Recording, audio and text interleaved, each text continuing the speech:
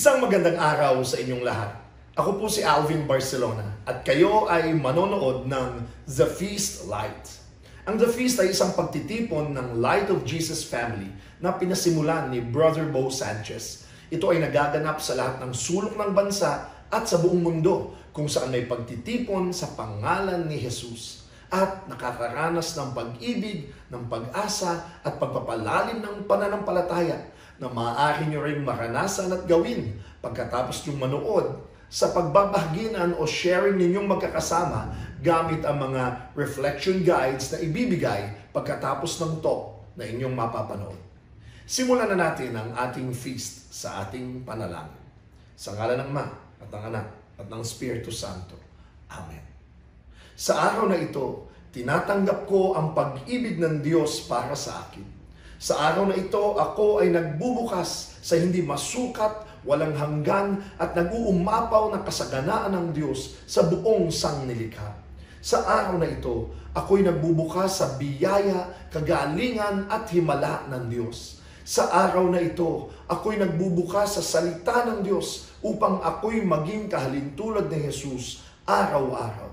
Sa araw na ito, aking itinatanghal na ako ay mahal ng Diyos. Ako ay lingkod ng Diyos. Ako ay makapangyarihang kampyon ng Diyos. At dahil ako ay pinagpapala ko ang mundo sa ngalan ni Jesus. Amen. Sa ngalan ng Ama at ng Anak at ng Espiritu Santo. Amen.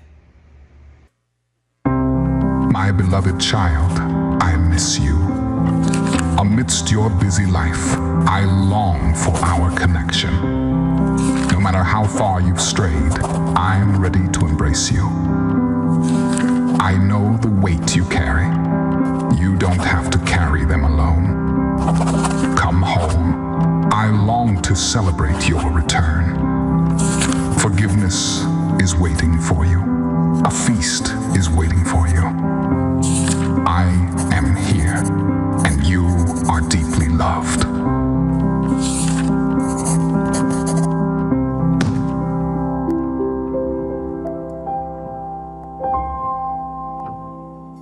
To all of you, welcome. Marami pong gumagamit ng ating feast na Taglish sa mga feast lights sa buong bansa. So, maraming salamat po sa inyong lahat. At tulad ng nabanggit ko po, maganda yung ating talk. Lagi namang maganda, pero ito malapit sa puso ko. Kasi title pa lang, ang sabi dito sa talk 6 natin, God sides with the little ones. Pansin nyo tayo mga Pilipino, kampi tayo sa mga dehado. Diba? Tingnan nyo na lang yung FIBA. Diba? Dehadong-dehado tayo. Kaya minsan lang tayong nanalo, nagbunyi ang buong bayan.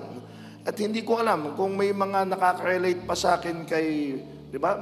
Mga heroes natin sa pelikula, mga sa una maapi muna. Naalala nyo ba si FPJ? Sa una yan, palagi yan. Mabubugbog muna siya, aapihin muna siya, at pag aping-api na siya, babangon ako at tutulogin kita. Hindi ka nasisikatan ng araw. Isang bala ka lang. Dapat aapihin muna siya para mahuhulog yung loob mo di ba? Kahit si Dolphy, di ba? Lagi siyang mahirap, di ba? John and Marcia, Home Along the Riles. Our hearts go for the poor, for the oppressed. Siguro dahil tayo kasi mismong Pilipino, feeling natin dehado tayo Di ba, nabanggit ni Father Pau kanina, 333 years under Spanish rule, 50 years under the Americans, 3 years under the Japanese. Talagang feeling natin tayo naapi. Kaya malapit ang puso natin sa mga api, sa the least, the lost, and the last. And you know what? Diyan tunay na malapit ang Diyos. Of course, mahal ng Diyos ang lahat. Pero tulad ng sinasabi ng simbahan, meron tayong preferential option for the poor. At dito sa pagpatuloy natin pag-aaral sa Deuteronomy, makikita natin na talagang may killing ang Diyos. At tayo din dapat sa mga aba, sa mga mahihirap, sa mga walang kapangyarihan, walang pangalan. Our reading from the book of Deuteronomy. Before I read, I'm going to remind you again that throughout the series, Jesus is modeling to us how we should read the law. Kasi ang Deuteronomy ay napaka-technical, masalimuot. Kaya merong temptasyon that you read it literally. Kaya nga maraming mga relihiyon na nagtatalo-talo dahil iba-iba ng pagbasa o pagkaintindi sa binasa. Kaya ang lagi nating lens, ang lagi nating halimbawa ay kung paanong binasa ni Jesus. Because he would always read the heart behind the law. Ako po yung nag-aral ng batas at hindi ko natapos, pero marami akong na-squeeze out sa pag-aaral. Mayroon kasing sinasabing the letter of the law and the spirit of the law. Minsan kasi mababasa mo yung batas at yung mga legalistic tulad ng mga Pariseo, dapat sundin ito to the letter. Yan ang sabi, basa. Diba? Ganon. Pero, kahit sa batas ng tao, may pinag-uusapan ding, teka, ano ba yung spirit of the law? Ano ba yung tunay na sinasabi ng batas? Kaya tingnan nyo, last Sunday, nung nasa PICC tayo, nag-grand feast tayo, abay, pinag-usapan natin, marriage. At pag pinagsinundan nyo yung discussion ni Odi hanggang sa discussion ko, parang pwede yung divorce sa Old Testament Pero si Jesus, nung siya na dumating sa New Testament, nilinaw niya, ang puso ng batas noon, nung pinag-uusapan yung quote-unquote divorce, ay damayan o quote-unquote kampihan yung kababaihan na walang karapatan nung mga panahong yun. Kaya kawawa naman. Kaya yun ang espiritu nun. Pero tignan nyo, nung kwento na natin yung kwento nung adulterer, nung babaeng babatuhin, dahil ayon sa batas, pag nahuli ka nakikiapid, batuhin ka hanggang mamatay. Yun ang talagang nasa batas. Pero nung si Jesus na tinanong, galing niya, no? Kung sino sa inyo may kasalanan, walang kasalanan, siya ang unang bumato. Walang nakabato. Dahil lahat sila makasalanan. Kaya pinakikita ni Jesus how we should understand the law, especially in Deuteronomy na pinag-aaralan natin. Because Jesus was revealing to us God's heart. At ito ang isang general theme, lalo na sa Deuteronomy. The laws have one goal, and the goal is this: to side with the little ones. Sa mga noon, ang talagang walang tinig, walang boses, mga bata. Kaya nga pinaalis nung lumapit kay Jesus. Diba? Ang mga kababaihan, hindi mo nga pwedeng makita na nakikisalamuha Ang mga dayuhan, ayan. Kaya babasahin natin dito kung paano ang Deuteronomy, instead of reading it to the letter, we see how it reveals God's innermost heart. Kaya basahin natin sa Deuteronomy 26:13.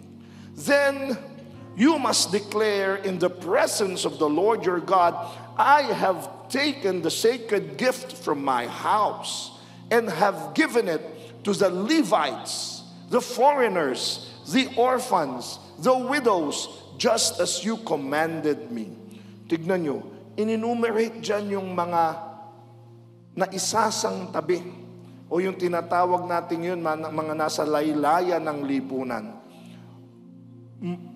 Very meticulous ang Panginoon, lalo na ang mga Hudyo sa mga dayuhan Kasi sila mismo naging dayuhan Diba? Pag sila ay nasasakop, sila ay kung saan-saan na exile na pupunta. Kaya sabi niya, intindihin nyo, maging maawain kayo at mapagbigay sa mga dayuhan, sa mga naulila, sa mga balo.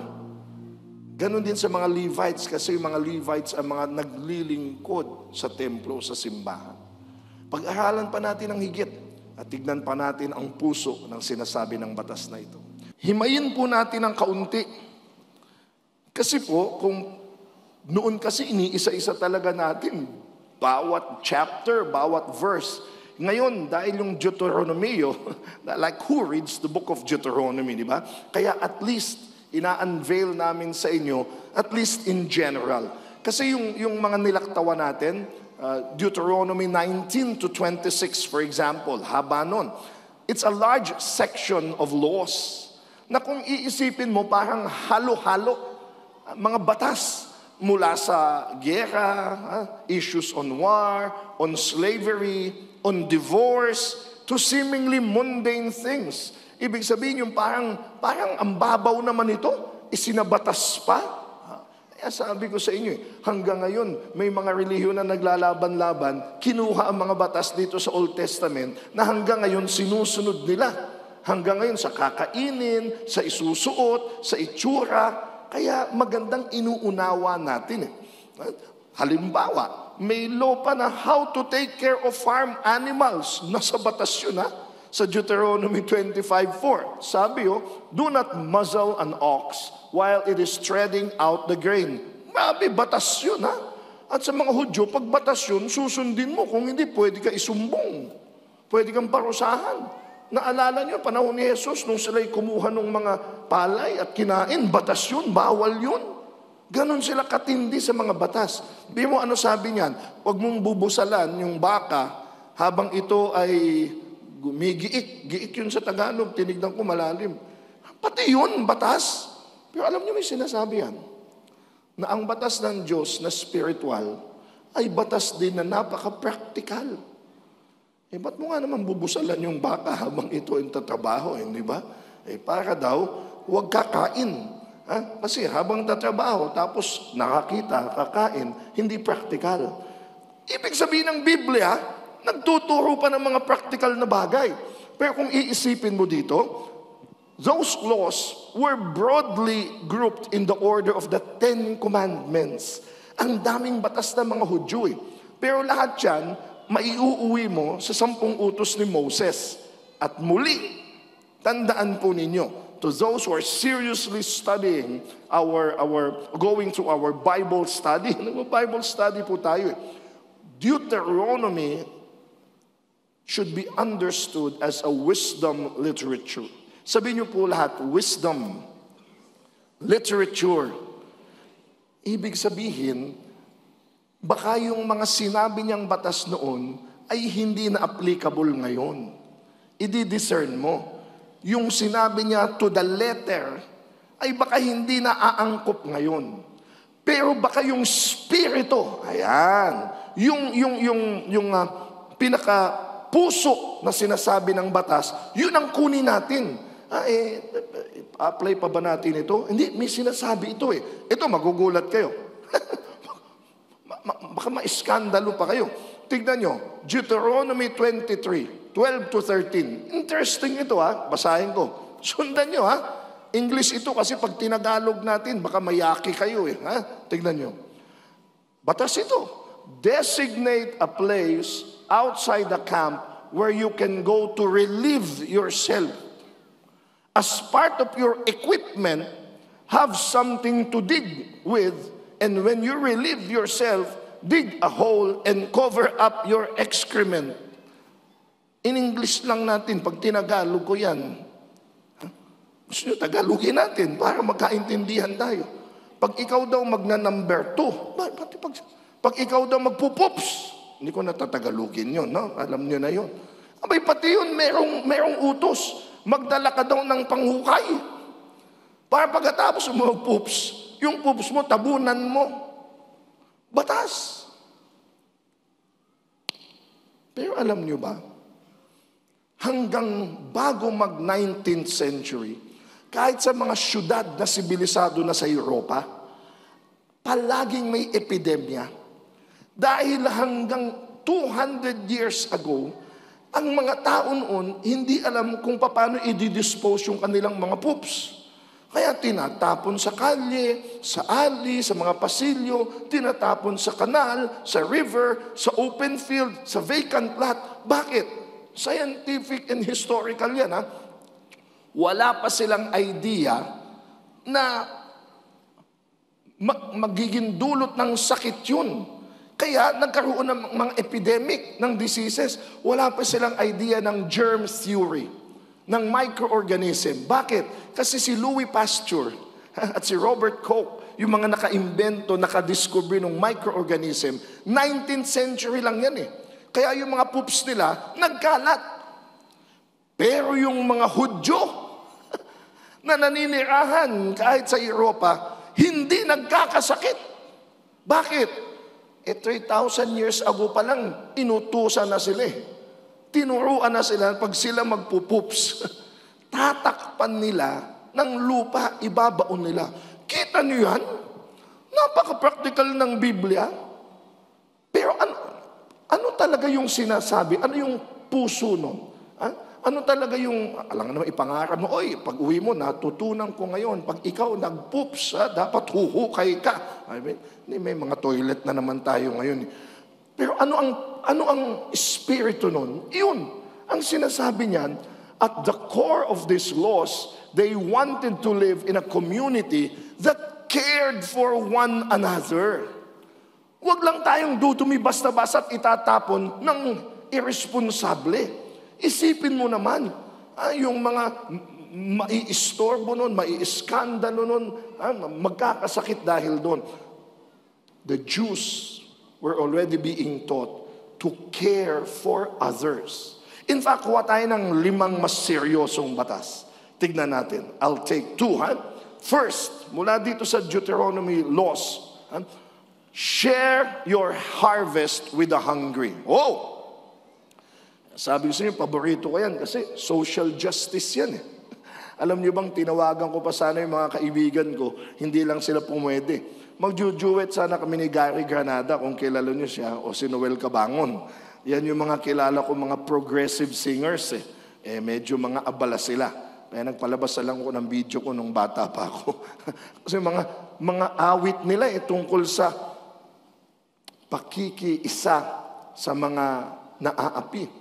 Pakikiisa sa sambayanan. Tignan nyo itong batas na ito ng Deuteronomy 24:19 ha. Diniscuss na natin ito sa Leviticus eh. Tignan ninyo. When you are harvesting your crops and forget to bring in a bundle of grain from your field, don't go back to get it. Leave it for the foreigners, orphans, and widows. Then the Lord your God will bless you in all you do. Gabi yan. Napaka-conscientious niyan. I give corporate talks now to the biggest companies in the country. SM Prime Holdings, Jollibee, Converge. I go around. At ang natutuwa ako ngayon, sa mga kumpanya, siguro marami sa trabaho sa kumpanya, uso na yung salitang corporate social responsibility. Na hindi lang basta dapat kumita ng kumita, nang hindi mo binabalik sa lipunan ang inyong kinikita. O kaya, lumaki kayo ng lumaki, pero ang dami namang tinamaan. Halimbawa, yung pag-aani, ani yan eh. Sabi nila, pag umaani ka na sa iyong lupa, sa iyo yung ani. Tapos pag inani mo yan, yung mga palay, yung mga grains, may mga bumagsak. Babagsak yan eh. Huwag mo na daw pulutin. Kunin mo na lang inaani mo, batas nila yan. Kunin mo yung mga naani mo, tapos iwanan mo na yung mga nahulog. At yung mga nahulog, para na yon sa mga mahihirap. Ang tawag dyan, gleaning. Sa Tagalog, pamumulot. Malaking kwento yan. Kung alam niyo yung kwento ni Ruth, tsaka ni Boaz, nagkita sila dahil si Ruth, dayuhan, namumulot siya. Tapos nakita siya ng may-ari ng field, si Boaz. Nagkatuluyan sila. But anyway, ano sinasabi niyan? Huwag lahat kamkamin mo. Magtira ka para sa iba. Lalong-lalo na doon sa mga walang kakayanan na magkaroon ng ani. Kaya taliwas yan sa world's scoreboard today. Sabi ko sa inyo, ako'y nagbibigay ng talk sa mga kumpanya, lalo na pag January, na magtatalaga sila ng mga targets, hindi ba? Millions, billions, okay yan. Sinasabing masama yan, okay yan. At ang palagi nilang sigaw ng marami, maging number one, maging number one, maging number one. Minsan, naimbitahan ako, magkakakumpetensya sila. Parang sinasabi ko sa kanila, sabi, maging number one kayo. Yan din ang sabi ko sa kompetensya ninyo, number one kayo. Ang tinuturo sa atin ng mundo, makuha mo at mahakot mo hanggat kaya mo. Pero natutuwa din ako, lalo na sa mga binibigyan ko ng talk, tulad ng nabanggit ko, marami na rin kumpanya ngayon, kahit yung malalaking kumpanya, ang iniisip, wag lang tayong kabig ng kabig. Ano naman yung binabalik natin? Kaya hindi lang ito for personal gain. Mayroon akong pakikita sa inyo. Dahil sunod-sunod na naman yung naging bagyo. Bukas nga ng klase. Sa amin, alam niyong may school, tayong pinapatakbo. Nakabukas pa lang ng klase, mas marami na kaagad yung bakasyon. Bakit? Panay ang ulan. Sa amin po, panay pa ang baha. Hanggang bubong.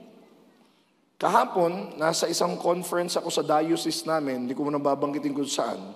Ang dami kong kausap na mga pare, at ang pinagkwentuhan nila ay kung bakit daw nagbabaha na sa maraming lugar na dati naman hindi binabaha. At alam niyo, ang mga tinuturo nila, ako'y nakikinig lang. Kaya sabi ng mga pare, si Alvin, nakikinig lang yan. Pero kita mo, may mga sasabihin na naman yan. Totoo nga. Ang tinuturo nila ay yung mga nagsipagtayo ng malalaking mga gusali at mga establisamento na maganda naman. Kasi nagkakaroon ng hanap buhay, di ba? Umuunlad. Pero minsan, ang kapalit. Pag tinaasan masyado, di ba? Yung tubig nun lahat pupunta sa mga karatig bayan. Kaya nagkakamot yung mga dating alam nilang di naman sila binabaha. Lumulubog na sila. Kaya minsan yan yung iniisip natin. Lalo na po sa amin, talaga ang tinuturo noon, ngayon, alam natin lahat yan. Ang daming kagubatan sa amin sa bandang dulo ng aming probinsya. Ngayon, kalbo na lahat. Pinaliwanag pa sa akin ng pare, di ba? Brother Alvin, alam mo yan, ang isang puno, hanggang galon-galon ng tubig ang pwede niyang makuha. Pag pinutol mo lahat yan, yung galon-galon ng tubig na dapat masipsip ng puno, bagsak lahat yan. Sa tao. Kaya minsan, o madalas, baka hindi natin naiisip at wag lang tayo magturo sa mga malalaking mga establisamento. Tayo din tanong natin, baka tayo ay, okay yun na tayo ay kumita. Kailangan natin yun. Na umunlad ang ating negosyo, kailangan natin yun. Pero wag naman sanang at the expense of others. Wag naman sanang tayo ay umunlad, pero kinahirap ng iba. Kaya ang scoreboard ng Diyos, imbis na personal gain, communal gain. Yung mga may-ari po ng negosyo dito, ay salamat, nag-feast kayo. We need more businessmen, entrepreneurs, to imbibe God's principles. Kasi God bless the businesses. God bless you, entrepreneurs. Bakit? Ipapadaloy sa inyo ang biyaya ng Diyos. Meron kayong kakayanan na kumita at mag-empleo ng mga tao. Kaya, babantayan natin na habang lumalaki ang kumpanya, yung mayaman, okay ang may umaman. Lagi na, TRC nga ngayon ni Brother Bo, Truly Rich Club. Basta't kita mo na habang ikaw ay yung mayaman, sumasagana, lumalaki ang kumpanya, kasama yung iyong mga tao. Na sila din ay sumasagana. Na sila din ay nagkakaroon ng disenteng pamubuhay at umuunlad. Communal gain. Sama-sama. Amen? Palakpakan nga natin yan. Kasi in God's kingdom, we cannot get rich alone. Hindi gusto ng Diyos, yumaman ka, kapatid. Gusto niya. Pero wag lang ikaw lang. Katunayan, lagi nating dinadasal yan. We want to be blessed so that we can bless others. Amen? Number 2, sinabi din to protect your neighbor's goods.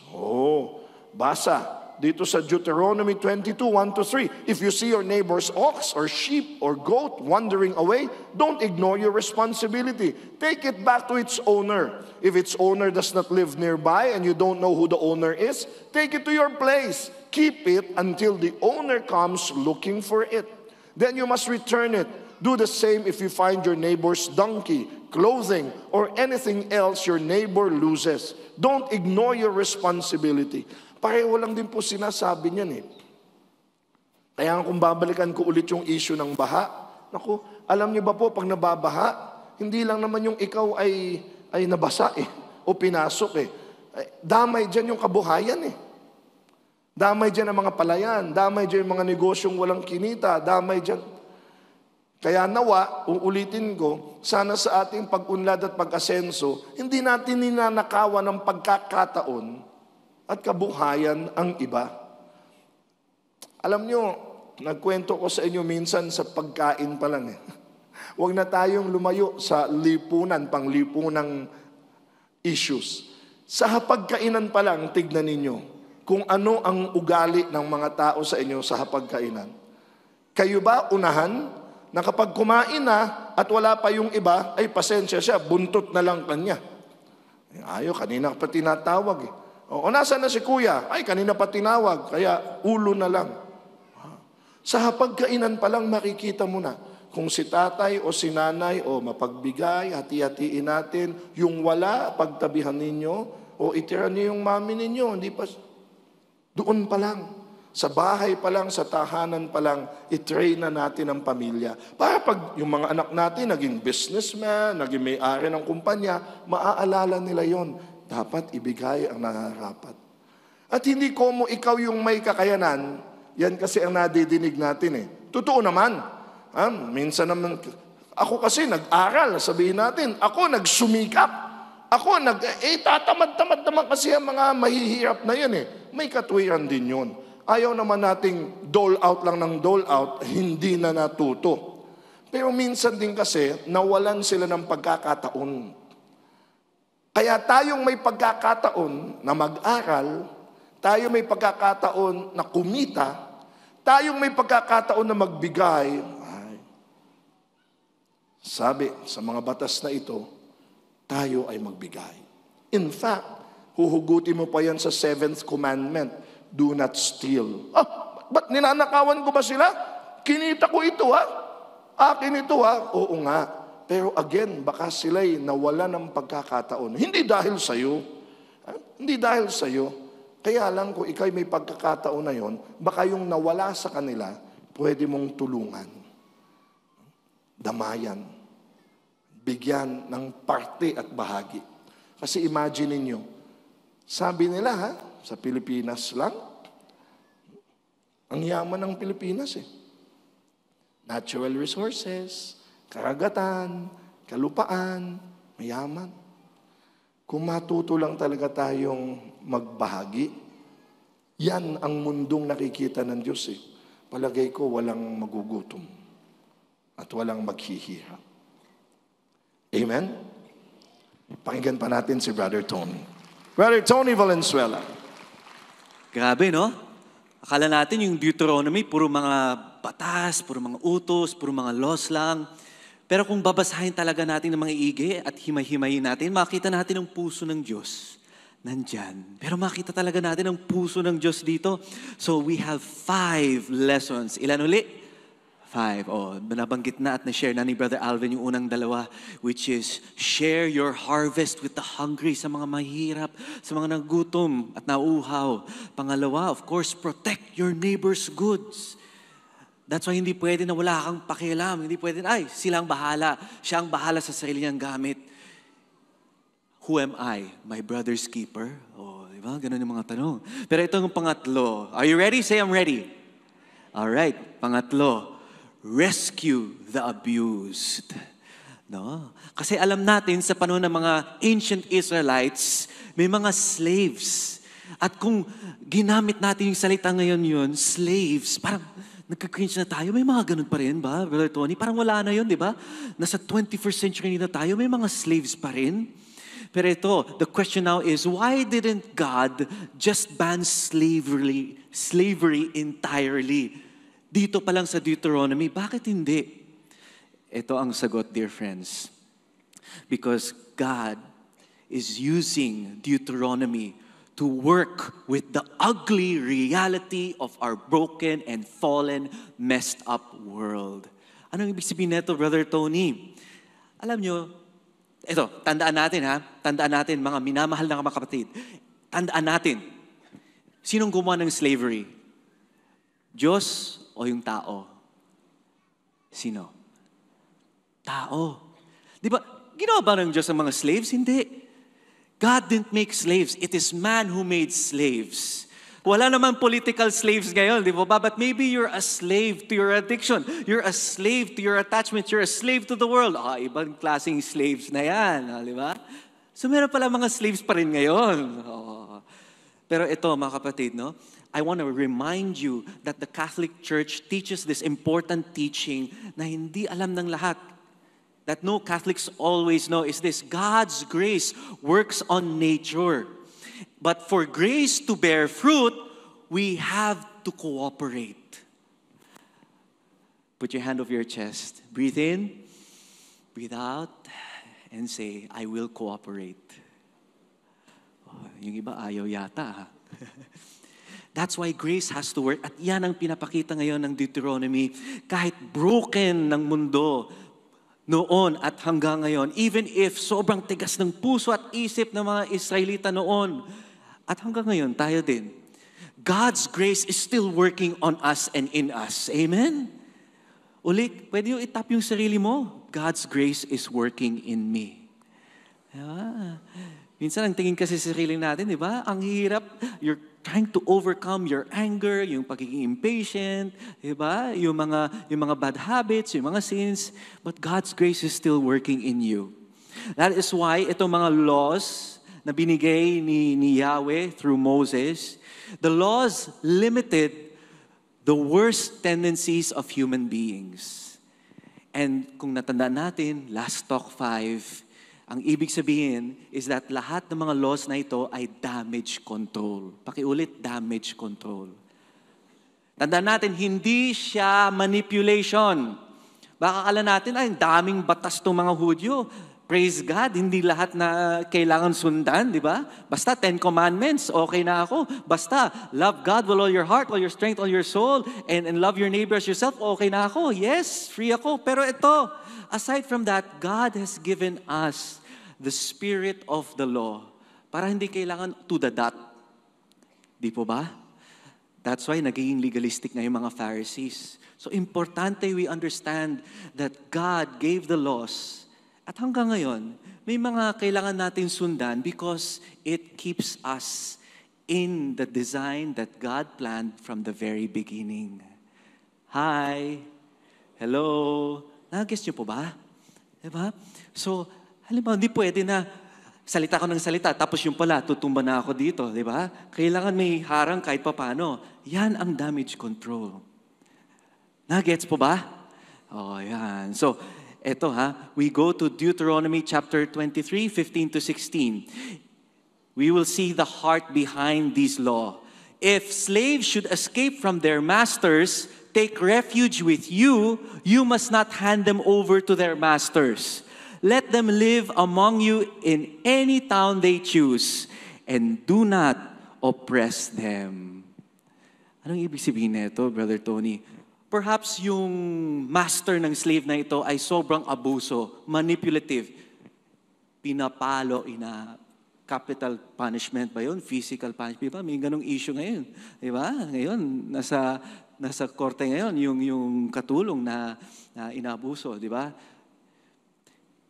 These laws are meant to protect the slaves, not to eradicate kasi ang gumawa ng slaves ay tao, but God wants the nation of Israel to protect the slaves na pag abuso ang master, take care of the slaves.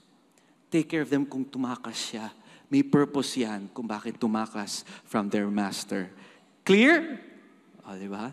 Kahit pa paano, nakikita natin yung puso ni Lord . Pero ito, the fourth lesson is this. Care for poor borrowers. Ayun. Mga may utang. Ayan. Ito talagang relate na relate tayo dito, no? Pero this is what the law says, Kasi minsan, naka-cross na boundary tayo sa paghingi or paghabol ng utang, no? Ito, it says in Deuteronomy 24:6, It is wrong to take a set of millstones or even just the upper millstone as a security for a loan, for the owner uses it to make a living. Uli, konteksto ha.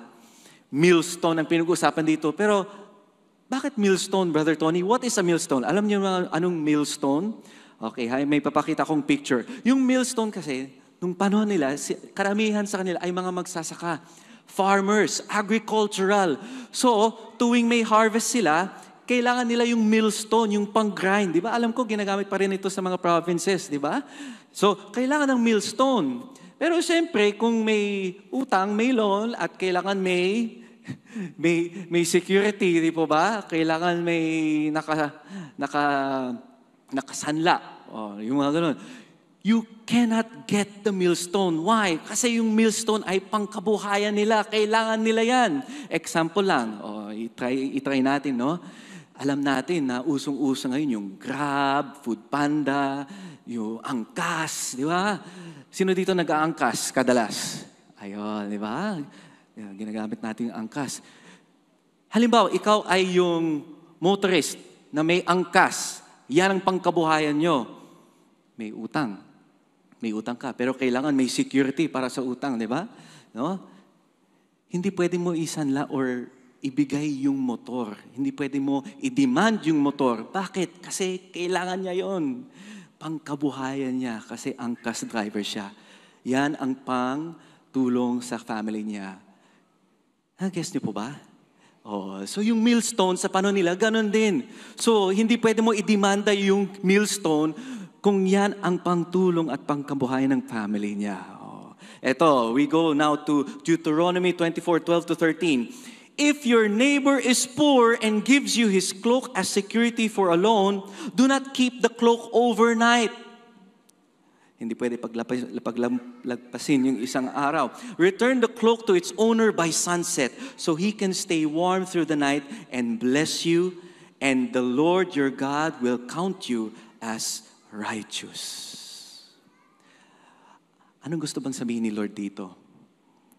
Ito, I believe the Lord is telling us all, child, feel the suffering of your siblings and do something. Huwag nyo i-oppress. Don't ask more than what is actually needed. Hi. Hello. Don't just sympathize, okay? Don't just sympathize sa mga nagsistruggle, sa mga may mga challenges, or just empathize. But these laws are telling us, be compassionate. Uli, pakigising yung katabi. Hoy, be compassionate naman. Mas lalo sa may utang sa'yo. Pero, to give it more depth, no? Ang salitang compassion, alam mo, napakalalim pala yung salitang compassion, ha? Kasi galing yung salitang compassion sa dalawang words na cum or cum sa wikang Latin, passion or pasko sa wikang Griego. Cum means with. Pakiulit, with. Ang passion or pasko, ibig sabihin to endure. Pakiulit, to endure. So ang compassion, pag pinagsama mo yung dalawang salita na yun, compassion means to endure with. Ulit, tell to the person beside you, please endure with me. Yung mga iba natuwa, oh. Ito, fifth and last lesson. Hold a party where the least are welcome. Yan. Pakiulit, party. Hindi ko sinasabi na tugstugan na kaagad, ha? Okay? Iba. Pero iba ang perspective ni Lord pagdating sa party. Basahin natin Deuteronomy 26:2. Put some of the first produce from each crop, your harvest, into the basket, and bring it to the designated place of worship. Parang, Brother Tony, sounds familiar ito, ha? Parang tithing yata ito, no? And that's what we're encouraged to do, to do tithing. At sila mas lalo, mga Hudyo, mga Israelites, they were encouraged to do tithing, pero hindi basta-basta, okay, my best 10% crop, every year, every time na may harvest, ibibigay ko sa mga pare, ibibigay ko sa templo. It's not just that. Pakisabi sa katabi, it's not just that. Hindi lang yung pagbigay ng tithing. Pero in biblical times, dahil walang masyadong pera na meron kagaya ngayon, yung pera na, paper. Pero when they give all of their tithes, yung harvest na 10%, at iko-collect yan ng mga pare sa temple, alam nyo, because the Levites, yung mga pare na nagka-caretake sa temple, wala silang mga properties. Ang ginagawa nila, yung na-collect na nilang mga harvest, they will also use that to celebrate with others. Yung mga mahihirap, mga foreigners, to those who are in need. Kumbaga, parang malaking celebration. So yung pag-contribute nila na tithe ay pang-celebrate ng malaking party after. Diba? So alam ko, yan ang ginagawa natin dito sa feast. Amen? So yung pagbigay nyo ng tithe ay para sa feast. For the church. It's a big celebration. Amen? At this is a taste of what heaven already is. A big celebration because we are giving. Amen? So I'll ask you again, are you a generous giver? Yan. Diba? Balikan natin yung Deuteronomy 26:10-11. Then place the produce before the Lord your God and bow to the ground in worship before Him. Diba? Ginagawa natin yan dito sa feast. Afterward, you may go and celebrate because all the good things the Lord your God has given to you and your household. Binigay lahat ng Diyos. Amen! Remember to include the Levites, the foreigners living among you in the celebration. Yung mga the least, the last, and the lost. At yan ang sinasabi ni Jesus. 2,000-3,000 years later after itong laws na to, when you have a celebration, when you have the feast, don't invite just those na alam nyo na ibabalik nila yung binigay mo. Don't just invite those who you know may magkakaroon ng utang na loob sa'yo at magbibigay. Ay, na-invite ko si ganito, kasi alam ko, pag birthday niya, invite na din ako. Diba? Ganoon. Pero hindi. That's not what Jesus is also fulfilling. That's why Jesus is the fulfillment of the law. Sabi ni Jesus, instead, invite the last, the leper, the poor, the sick, the prostitute, the sinners. Invite them kasi alam mo that they have nothing to return. But your return will not be here on earth. It will be in heaven. Amen? Palakpakan natin ng Diyos. At iba yung feeling when you know you're giving away generously at alam mo, at the end of the day, hindi yan maibabalik sa'yo. Amen? Deuteronomy 26:13-14 says, Then you must declare in the presence of the Lord your God, I have taken the sacred gift from my house and have given it to the Levites, the foreigners, the orphans, the widows, just as you have commanded me. And I have not violated or forgotten any of your commands. I have obeyed the Lord my God and have done everything you have commanded me. Alam ko mahirap gawin minsan kasi ang tendency natin, what's in it for me? May babalik ba? And sometimes, it won't come back as what we would want it, but more than what we expected. Pag alam natin, ginagawa natin ito para sa Kanya. Amen? So when you say that I have done everything that the Lord has commanded, you cannot say that if you also do not care for the poor. Palakpakan natin ng Diyos. That is why God sides with the little ones. And to wrap our message today, let's call back Brother Alvin Barcelona. Thank you, Brother Tony. Thank you. Thank you. Wonderful. Sabihin nyo nga lahat, hindi pwede. Hindi pwede. Thank you. Palakpakan nga natin yung mga production team natin. Salamat. Sabihin niyo ulit, hindi pwede. Na mahal mo lang ang Diyos, pero hindi mo mahal ang kapwa mo. It doesn't work that way. Kaya nga yung cross is the most eloquent expression of our faith. Hindi lang dahil doon namatay ang ating Panginoong Yesus, napaka-sagrado ng krus. Pero simbolo ka agad yun eh. Yung pataas, yan na yung ating buod ng pananampalataya eh. Kaya krus, yung pataas, pagmamahal natin sa Diyos. Yung pahalang, pagmamahal natin sa kapwa para maging kumpleto ang ating pananampalataya. Hindi naman pwedeng pagmamahal lang sa kapwa, wala kang Diyos. Kailangan kumpleto yun. Bakit? Naku, verse after verse sa New Testament, sabi sa 1 John 4:20, sinungaling ka. Sinungaling ka kung sasabihin mong mahal mo ang Diyos, pero hindi mo mamahal yung kapwa mo. Ang galing nga sabi, paano mo masasabing mahal mo ang Diyos na hindi mo nakikita, kung hindi mo mamahal yung kapwa mong nakikita mo? Kumbaga dito mo i-apply Dito mo ipakita. Kaya ang Panginoong Jesus, mahal na mahal niya ang kanyang ama, pero kita mo paano niyang minahal ang kanyang kapwa. At sino ang kapwang mamahalin mo? Ay, syempre, mahalin mo pamilya mo. Syempre, mahalin mo mga kaibigan mo. Tama? Tama? Pero huwag kayong matatapos lang dyan. Sa Luke 6:32, ang ganda sabi na doon, kung ang mamahalin mo lang ay yung mga nagmamahal sa'yo, ay hindi ka na kailangan maging Kristiyano. Kahit yung mga taong walang Diyos, gagawin yan. Natural yun na mahalin mo yung mga nagmamahal sa'yo. O kaya mahalin mo yung mga sikat. Diba? BTS, mahal mo. I love you, Jimin. Mahal mo yung mga mababango. Mahal mo yung mga mayayaman. Mahal mo yung mga magaganda. Natural yan Kamahal-mahal kasi sila Tama? Kaya anong pinamamahal sa iyo kung Kristiyano ka? Yung mahirap mahalin.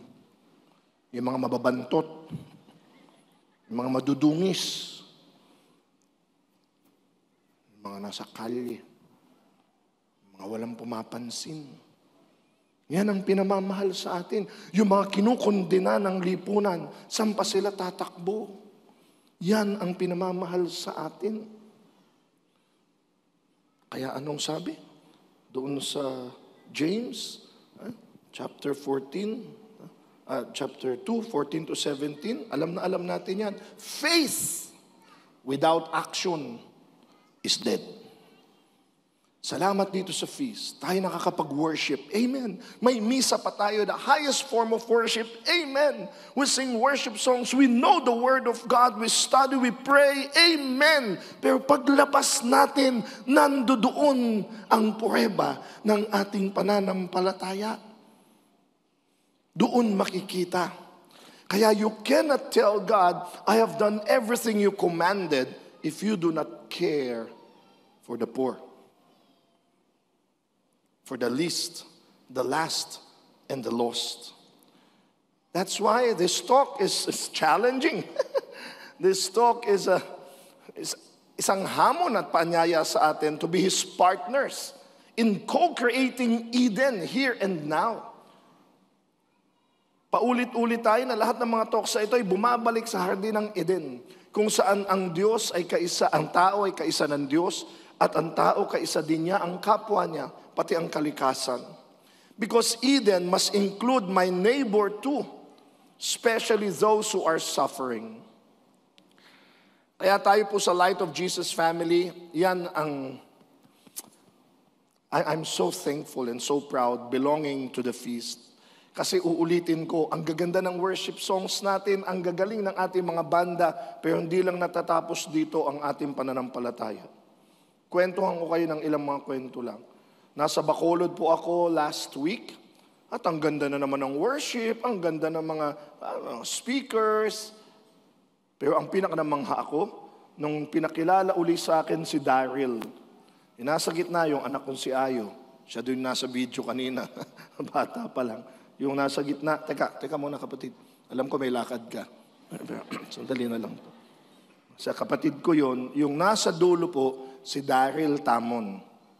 Si Daryl Tamon po ang ating leader, servant leader sa He Cares Foundation.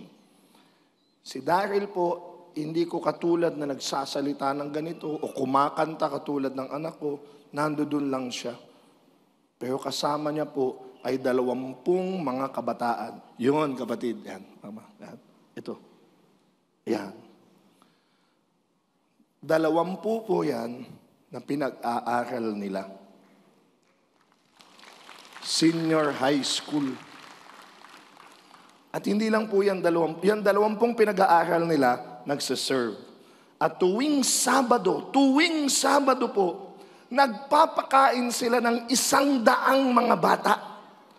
6 na pong mga bata sa umaga at mga kabataan, teenagers sa hapon, kasama yan 20 yan. Ay, naku. Papalitrato sa akin. Ay, Brother Alvin, kumanta, salita. Sabi ko, ito si Brother Daryl ang dapat magpakuha kayo ng litrato. Ako, salamat at nakikilala nyo ang Diyos. Ito, makikita nyo ang tunay na aksyon ng Diyos. At ang He Cares Foundation po, ayan sila. Kita ko silang lahat. By the way, sabi sa akin, si Daryl po, professional yan dito sa Maynila Ginulo niya buhay nilang mag-asawa at anak niya. Pumunta sa Bacolod para mag-full-time para sa gawain yan. Ilang taon nang ginagawa. Sabi ko, paano ka nabubuhay? Magkano ginagastos mo at papakain ka? 11,000 tuwing Sabado. Nabubuhay lang siya sa mga mabubuting loob. Mga feasters at mga nagdo-donate. At nilaan na ang buhay niya. By the way, yung He Cares, nandito yung talagang punong tagapangalaga niyan, si Jodin Sola, a few Sundays ago. Nilaan na nila ang buhay nila sa pamumulot ng mga batang kalye at pagpapaaral ng daan-daang mga bata. Naku, yan po ang tawag sa atin ng Panginoon. At isa lang po yan sa marami nating mercy ministries. Hindi ko alam kung nandito pa po si Sister Risa. Siya ay naglunsad ng kanyang aklat. Napakahusay pong manunulat, author, singer, preacher, editor ng ating Feast Magazine, ng Didake. Pero gusto ko ding malaman nyo, siya din po ay nangangalaga sa isa sa ating mga mercy ministries, ang Grace to be Born. Jeremiah, pati sa Grace to be Born, di ba sis? Ayan po, kung saan ang mga kabataang mga naabuso, dumaan sa mga traumatic experiences, o meron tayong halfway home sa mga dalagang ina or niisip na huwag ituloy ang kanilang pagdadalang tao, pero dahil sa ating Grace to be Born, nailuwal nila at naaalagaan ang mga sanggol. At ayan po, ang dami pa niyan. Tayo'y nagpapaaral, tayo'y nangangalaga ng mga may cancer, tayo'y meron pang ministry sa mga may ketong. At meron pa tayong LOJ Prison Ministry, meron po tayong LOJ Pastoral Care, lalong-lalo na nung pandemya, kung saan talagang on the rise ang depression. Kaliwat kanan po, nagpapadasal sa amin, humihingi ng advice. Diyan po namin dinadala mga professionals po na counselors ang nasa Pastoral Care Center. At iyan po ang tugon natin sa ating pananampalataya. That is our faith in action. Welcome to the feast where you are loved. Lalong-lalo na ang mga anawim. Ang anawim po sa Biblia, yung mga nalimutan na ng lipunan. Kaya may anawim talaga tayo. Nag-aalaga tayo ng mga matatanda hanggang sa pagpapalibing nga sa kanila. Tayo na yan. Mga inabandona ng kanilang pamilya. Kaya ang ating ministries, from cradle to grave. Mula sa pinanganak na walang sumalo hanggang sa mamatay. Ito po ang magandang practical na paanyaya Kung di man po kayo makapunta sa mga lugar na yan, o hindi nyo kayang mangalaga ng mga matatanda o magpaaral ng mga bata, yun lang pong pagdalo niyo dito sa feast at inyo pong pagbibigay. Kaya hindi kami nahihiyang manghingi Kasi alam nyo at alam natin kung saan pupunta ang inyong mga binibigay. Kaya kung kayo'y may mga pinagkakabalahan, trabaho, pamilya, okay yan. Pero gusto nyong maging kaisa at tumugon sa tawag ng Diyos para sa mga nasa laylayan ng lipunan, welcome po kayo. Sa inyong pagbibigay o sa diretsong pagbibigay sa ating mga ministries, tunay po natin tinutugunan ang tawag ng Diyos.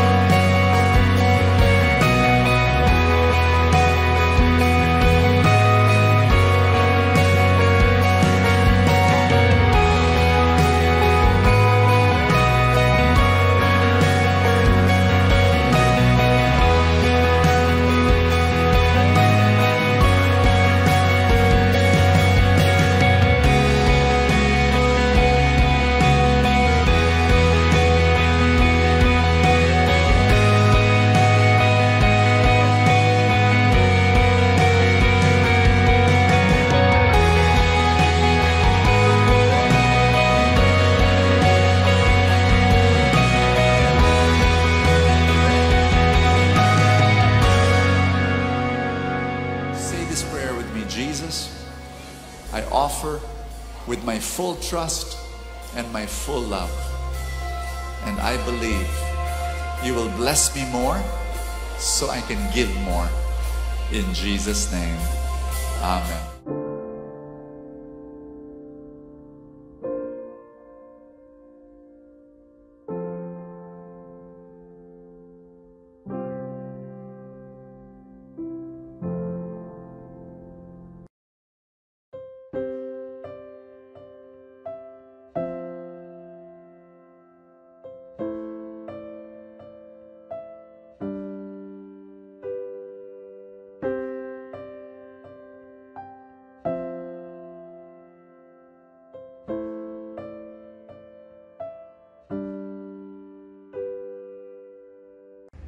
Tayo'y manalangin.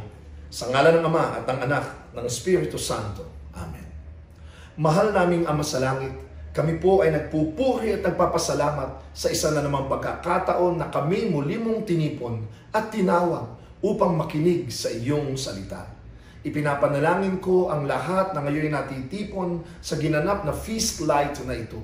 Itinataas ko ang mga panalangin, pangangailangan at mga pangarap ng bawat isa para sa kanilang mga pamilya, sa kanilang mga hanap buhay, sa kanilang kalusugan, sa kagalingan ng mga may sakit, at sa anupamang mga kahilingan, puno ng pananalig at pananampalataya na ito ay ipagkakaloob mo sa iyong takdang panahon at pamamaraan. Nawa, patuloy ang maging pagtitipong tulad nito upang lalong ang mabago ang aming mga buhay ayon sa iyong kalooban. Sa ngalan ni Jesus. Amen. Sa ngalan ng Ama at ng Anak at ng Espiritu Santo. Amen. Maraming salamat muli sa inyong panonood. Huwag niyong kalimutan na regular na magtipon muli sa ating feast light at siguradong mayroong magandang mangyayari sa inyong lahat. God bless you.